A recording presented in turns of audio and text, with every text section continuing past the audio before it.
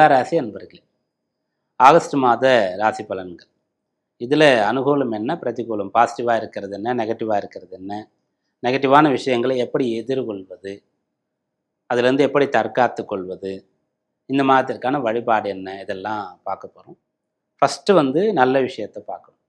நல்ல விஷயம் அப்படின்னு சொன்னால், உங்களுக்கு நன்மை செய்யக்கூடிய கிரகங்கள் மாத கோள்களில் யாருன்னு கேட்டால் 2 பேர், புதன் மற்றும் சுக்கிரன். இதில் சுக்கிரனை அப்புறம் பார்க்கலாம். புதன் இவர் 9, 10, 11ஆம் இடங்களில் சந்திருக்கிறார்.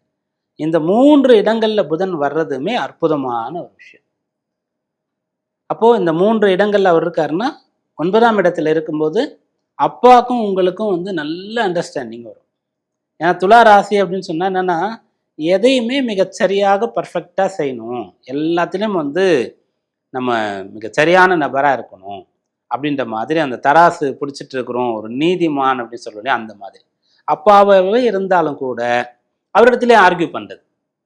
அப்பா ஒன்று சொல்லிட்டாருன்றதுக்காக பிளைண்டாக அப்படியே கேட்கறது கிடையாது. எதனால் இப்படி, இதை செஞ்சால் என்ன ஆகும், இதை செய்யலைன்னா எப்படி அப்படின்ற மாதிரி பேசுறது, கேட்கறது. அது சின்ன வயசில் என்ன இருக்குன்னா, அறிவு தேடலாக இருக்கும்.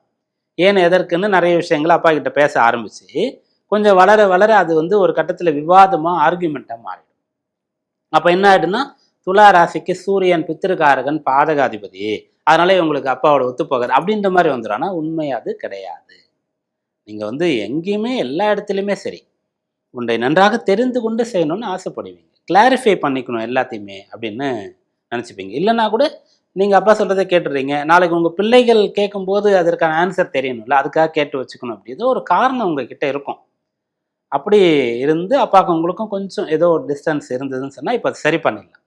அன்பாக அப்பா கிட்ட போய் நீங்கள் பேசி, சின்ன குழந்தைய இருக்கும்போது எப்படி அப்பா கிட்ட நடந்துக்கிட்டோம் அது போல் நடந்து பரஸ்பரம் 2 பேரும் சந்தோஷப்படுவீங்க. பையனாக இருந்தாலும் சரி, பொண்ணாக இருந்தாலும் சரி. அந்த 9ஆம் இடம் அங்கே புதன் இருக்கக்கூடியது விசேஷமான ஒரு பலன். அவரோடு செவ்வாயும் சேர்ந்திருக்கிறது. செவ்வாய் புதன் 2 பேரும் சேர்ந்து 9ஆம் இடத்துல இருக்கக்கூடியதுனால நீங்கள் அப்பாவோட சேர்ந்து ஒரு மித்த கருத்தோடு நல்ல நிலையில் இருக்க முடியும். சண்டை சச்சரவு இருந்தால், கோபதாபங்கள் இருக்குது அப்படின்னு சொல்லலாம். சண்டை சச்சரவு அதெல்லாம் இப்போது சரியாயிடும். அப்பா நீங்களும் சேர்ந்து ஒரு வீடு கட்டுறதுக்காக பிளான் பண்ணுறது, சொத்து வாங்கிறதுக்காக பிளான் பண்ணுறது, அதெல்லாம் செய்ய முடியும். அந்த ஃபேமிலி பிஸ்னஸை எடுத்து நீங்கள் பார்த்துட்டு இருக்கக்கூடிய நபராக இருந்தால் அப்பா கிட்ட பேசி இதை இன்னும் இப்படி பண்ணலாம், அப்படி டெவலப் பண்ணலாம் அப்படின்ற விஷயங்கள்லாம் டிஸ்கஸ் பண்ணி அதை செயல்படுத்தவும் முடியும். இப்போ செவ்வாய் 9ல் இருக்கிறது புதனோடு சேர்ந்து இருக்கிறதுனால இந்த பலன்கள். அடுத்ததாக சுக்கிரன் உங்கள் ராசிக்கு 12ஆம் இடத்திற்கு வந்துடுறார். அவர் தான் ராசிக்கு அதிபதி. இது கொஞ்சம் பின்னடைவு தான். ஃபஸ்ட்டு ராசியாதிபதியாக இருக்கக்கூடியவர் 12ஆம் இடம் போகிறது நீச்சம் சொல்லக்கூடிய ஒரு பலமற்ற நிலையை அவர் அடையிறது. சில பேர் நீச்சத்திற்கு குறிப்பிட்ட ஒரு பாகை தான் இருக்கும், அதுக்கு முன்னாடி பின்னாடிலாம் அப்படின்ற மாதிரிலாம் நினச்சிட்டு இருப்போம். பொதுவாக நம்ம எடுத்துக்கிறது என்னன்னு சொன்னால், இந்த ராசியில் அவர் நீச்சம் அடைகிறார். நீச்சம் முடிஞ்சிடுச்சுன்னு சொன்னாலும் கூட அவர் முழுமையான பலத்தை பெற்றுவிட மாட்டார். இப்போ உதாரணத்துக்கு ஒருத்தர் ஒரு ஹாஸ்பிட்டலில் அட்மிட் ஆகிருக்கார், ஹாஸ்பிட்டலைஸ் ஆகியிருக்கார் அப்படின்னு கேட்டால், டிஸ்சார்ஜ் ஆகிட்டார்.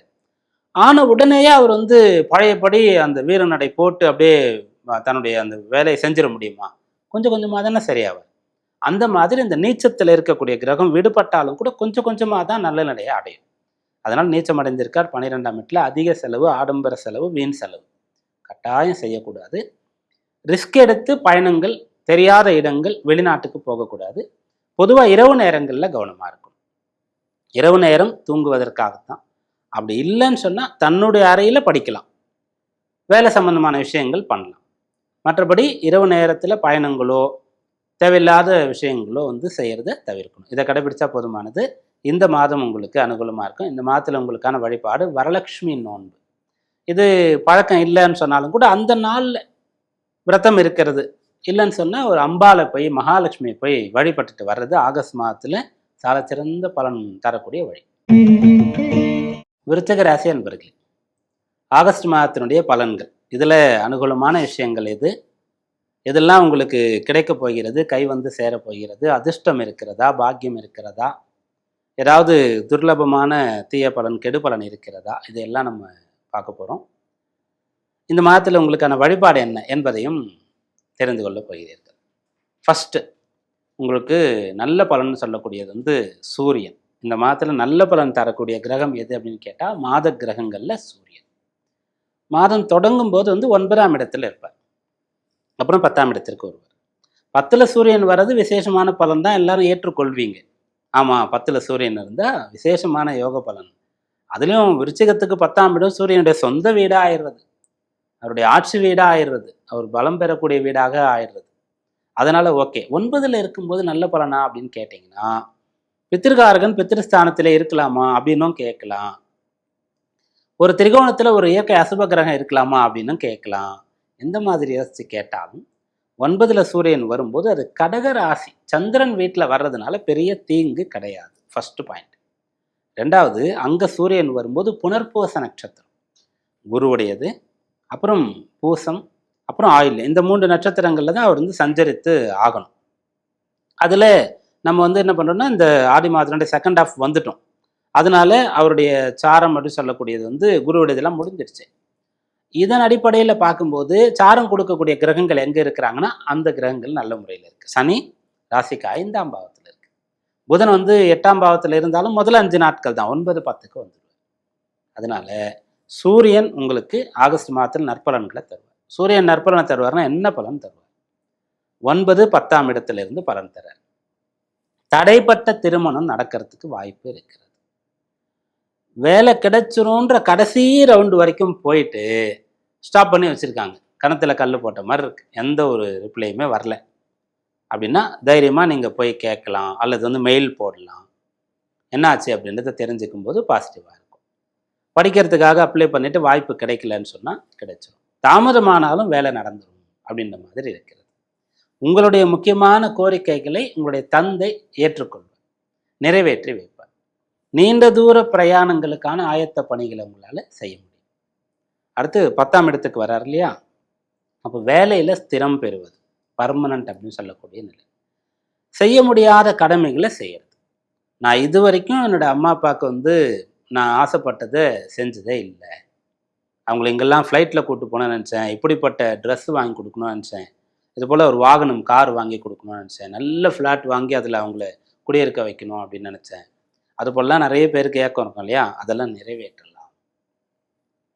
இந்த பலன்லாம் கொடுக்குறார். அப்புறம் சோஷியல் ஸ்டேட்டஸ், நல்லா தான் சம்பாதிக்கிறேன், வீடெல்லாம் கூட இருக்கிறது, ஆனாலும் கூட ஒரு பெருசாக கௌரவம் இல்லை, ரெகக்னேஷன் இல்லை, யாரும் அந்த அளவுக்கு என்னை மதிக்கிறது இல்லைன்னா அந்த அங்கீகாரம் கிடைக்கும், கௌரவ பதவி கிடைக்கக்கூடிய யோகம் இருக்கிறது.